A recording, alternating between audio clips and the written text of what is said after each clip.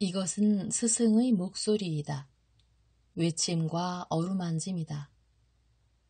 이 목소리가 회개하기를 원치 않는 사람들에게 말할 때에는 외침이 되고, 비록 불완전하더라도 하느님과 그분의 말씀을 찾아내려는 착한 뜻을, 하느님과 그분의 말씀을 찾아낸 다음에는 자기를 거룩하게 하려는 착한 뜻을 가진 사람들에게 말할 때에는 어루만짐이 된다.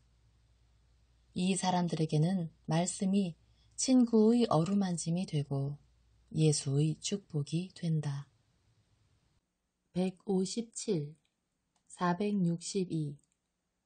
예수께서 당신의 귀염둥이에 대하여 말씀하신다. 1946년 7월 30일. 예수께서 말씀하신다. 마음이 고든 사람들에게 이 알려지지 않은, 그리고 정말 매우 설명적인 복음의 한 페이지가 주어졌다. 요한은 오랜 세월이 지난 후에 그의 복음서를 쓰면서 이 사실을 암시했다. 그가 다른 어떤 복음사가보다도 그 천주성을 더 명백하게 설명하는 그의 선생님의 소원을 따라 알려지지 않은 이 세부 사항을 사람들에게 알리는데, 그의 모든 행동과 그의 모든 말을 겸손하고 조심성 있는 수줍음으로 감싸는 처녀 같은 신중함을 가지고 알린다. 내 생애의 가장 중대한 사실에 대해 나와 속내 이야기를 할 수 있었던 사람인 요한은 내가 그에게 주던 이 특별한 호의를 보라는 듯 자랑한 적이 한 번도 없었다. 너희들이 주의해서 읽기를 바란다마는 오히려 반대로 요한은 그런 사실들을 알리는 것을 괴로워하는 것 같고, 이것이 우리 주님을 찬양하는 진리이기 때문에 말해야 하지만 나 혼자만이 이것을 안다는 것을 보여야 하는 것에 대해 용서를 청한다고 말하는 것 같으며, 그가 혼자만 아는 세부 사항을 암시를 할 때에는 간결한 말로 한다. 요한이 나와 만난 것을 이야기하는 그의 복음서 첫 장을 읽어라. 요한이 자기 제자 두 사람과 함께 다시 있다가 그 두 제자는 요한의 말을 듣고 예수를 따라간 두 사람 중에 하나는 시몬 베드로의 동생 안드레아였다. 안드레아가 먼저 만난 요한은 자기의 이름을 말하지 않고 오히려 안드레아를 돋보이게 하고 자기는 그의 뒤에 가서 숨는다. 가나에서 요한과 나와 함께 있었다. 그런데 이렇게 말한다. 예수도 제자들과 함께 초대를 받아 와 계셨다. 그리하여 제자들은 예수를 믿게 되었다. 믿을 필요가 있는 것은 다른 제자들이었다. 요한은 벌써 믿고 있었다. 그러나 그도 믿기 위하여는 기적을 볼 필요가 있었던 것처럼 자기를 다른 제자들과 함께 쓸어 넣는다. 내가 첫 번째로 성전에서 장사꾼들을 쫓아낼 때 니고데모와의 대화와 사마리아 여인과의 사파 때의 목격자였던 그가 절대로 내가 거기 있었다는 말은 하지 않고 그가 가나에서 채택했던 방침을 지켜 그가 자기 혼자 또는 다른 제자 한 사람과 같이 있었더라도 예수의 제자들이라고 말한다. 그리고 이렇게 계속해서 자기의 이름은 결코 말하지 않고 마치 자기가 가장 충실한 제자, 항상 충실한, 완전히 충실한 제자가 아니었던 것처럼 언제나 동료들을 앞에 내세운다. 최후의 만찬의 사파를 암시하는데 요한이 가졌던 세심성을 기억하여라. 이 사파에서는 요한이 다른 제자들도 그렇다고 인정하는 귀염둥이였다는 것이 나타나며 다른 제자들은 선생님의 비밀을 알고자 할 때에는 그의 도움을 청했었다. 제자들은 누구를 가리켜서 하시는 말씀인지를 몰라 서로 쳐다보았다. 그때 제자들 중에서 예수가 귀여워하던 제자가 예수의 품에 안겨 있었는데 시몬 베드로가 그에게 눈짓을 하여 누구를 두고 하시는 말씀인지 여쭈어 보라고 하였다. 그 제자가 예수의 가슴에 기대 있었기 때문에 주님, 그게 누굽니까? 하고 여쭈어 보았다.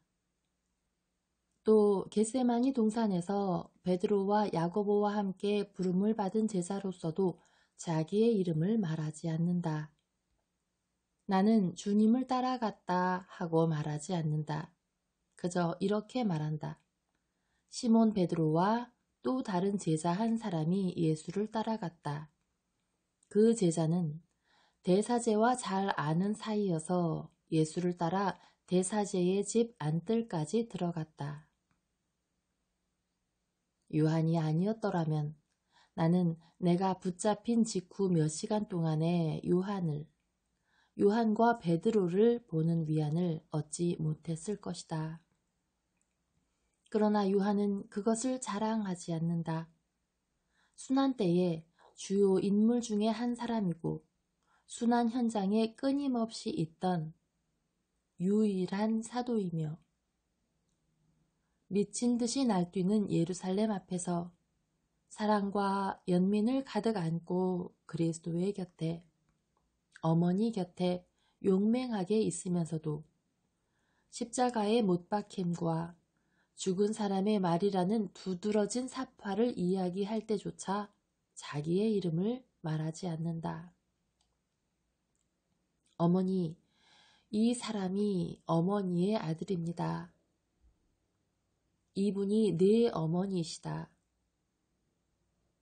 그저 제자이고 이름 없는 사람이고 그의 사명이었다가 그의 영광이 된 제자라는 이름 외에 다른 이름이 없다.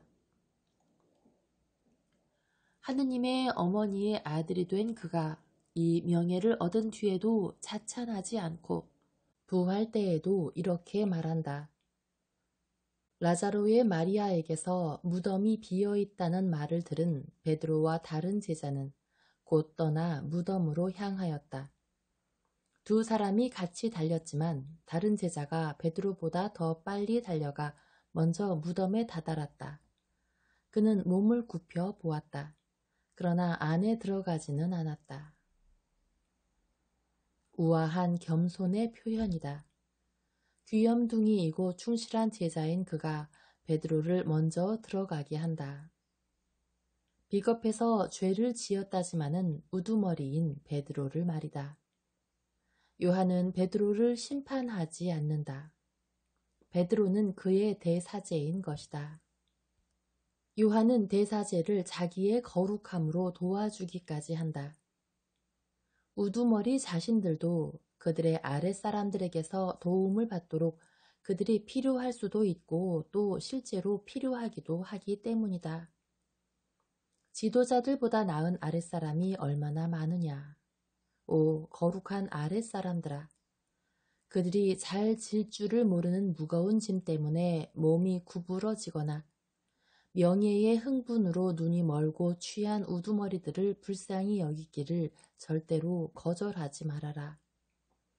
오, 거룩한 아랫사람들아. 너희 윗사람들의 키레네 사람들이 되어라. 내 작은 요한아. 나는 모든 사람을 위해서 너에게 말하기 때문에 이렇게 부른다. 너희들은 앞으로 먼저 달려가서 베드로들을 인도하고 나서 그 다음에는 그들의 직책에 대한 경의로 그들을 들어가게 하려고 걸음을 멈추고 또 겸손의 걸작품인 이해하고 믿을 줄을 알지 못하는 베드로들의 자존심을 상하게 하지 않으려고 자기들도 베드로들과 같이 우둔하고 의심 많은 사람들처럼 보이고 또 그렇게 믿게 하기에 이르는 요한들이 되어라. 티베리아 호수에서 있은 마지막 사파를 읽어보아라. 다른 때에도 여러 번 행한 행위를 되풀이하여 호숫가에 서 있는 사람을 주님으로 알아본 것도 역시 요한이었다. 그런데 음식을 함께 나눈 다음에 저 사람은 어떻게 되겠습니까? 하는 베드로의 질문에서도 요한은 역시 제자이지 그 이상 아무것도 아니었다. 자기에게 관한 것에서는 요한이 자기를 낮춘다. 그러나 사람이 되신 하느님의 말씀을 점점 더 숭고한 빛으로 빛나게 할 어떤 것에 대한 것일 때에는 요한은 덮은 볼을 젖히고 비밀을 드러낸다. 그의 복음서 6장에서 요한은 이렇게 말한다. 예수께서는 그들이 달려들어 억지로라도 왕으로 모시려는 낌새를 알아채시고 혼자서 다시 산으로 피해 가셨다. 그런데 그가 믿는 사람들에게 그리스도의 이 시간을 알린 것은 그리스도가 사람, 선생님, 메시아, 구세주, 왕이라는 여러 가지 자격으로 당한 유혹과 겪은 투쟁이 다양하고 복잡했다는 것을 신자들에게 알게 하기 위해서였고, 또한 다른 사람들과 사람들을 영원히 선동하는 사탄이 그리스도를 깎아내리고 쓰러뜨리고 파멸시키기 위하여 그에게 쓰지 않은 계략이 없었다는 것을 알게 하기 위해서였다. 사람과 영원한 사제와 선생님과 주님을 사탄과 인간의 온갖 악의가 좋은 것처럼 제시된 구실의 탈을 쓰고 공격했다. 시민, 애국자, 아들, 사람으로서의 격전이 모두 공격할 수 있을 약한 부위를 발견하기 위하여 자극되거나 시도되었다.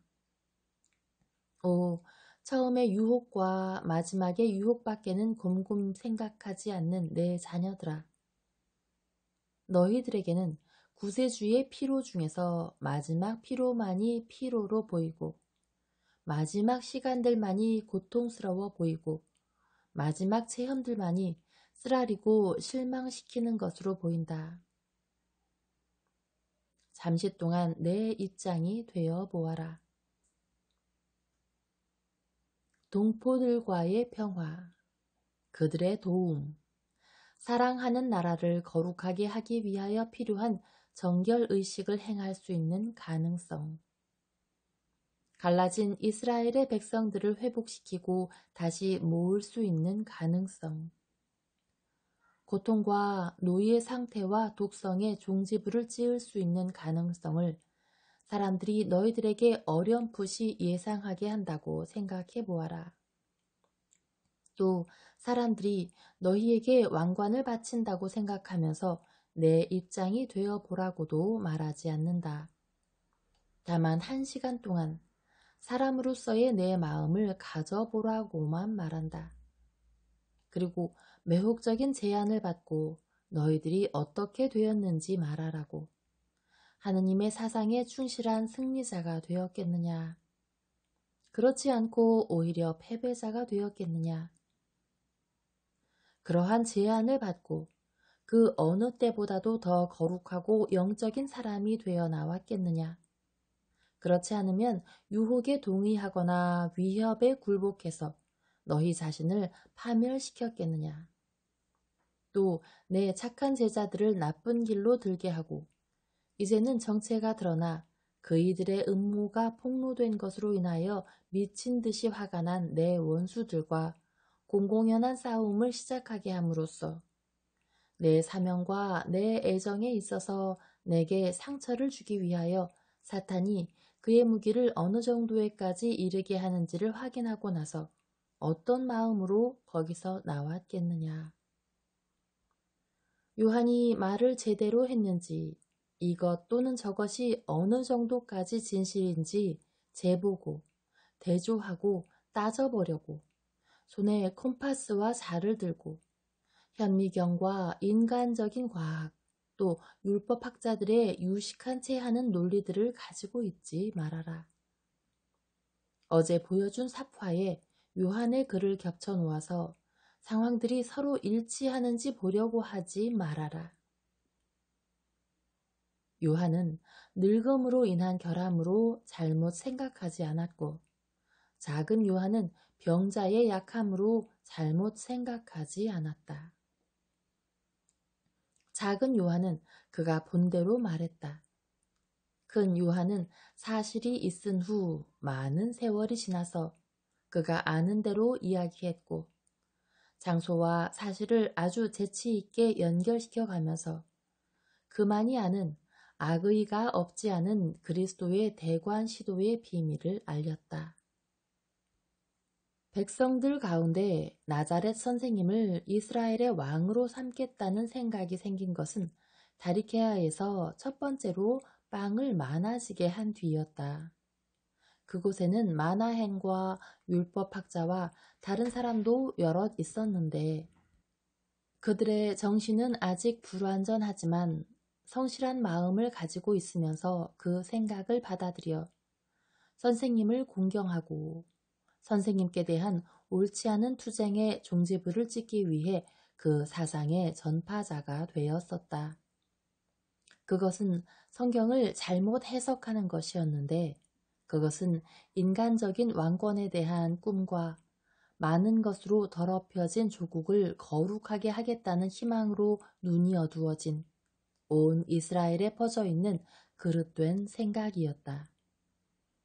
또 자연히 그렇게 되는 것처럼 많은 사람이 순박하게 이 사상에 찬동하였다. 대다수는 나를 해치기 위하여 이 사상에 찬동하는 채 하였다.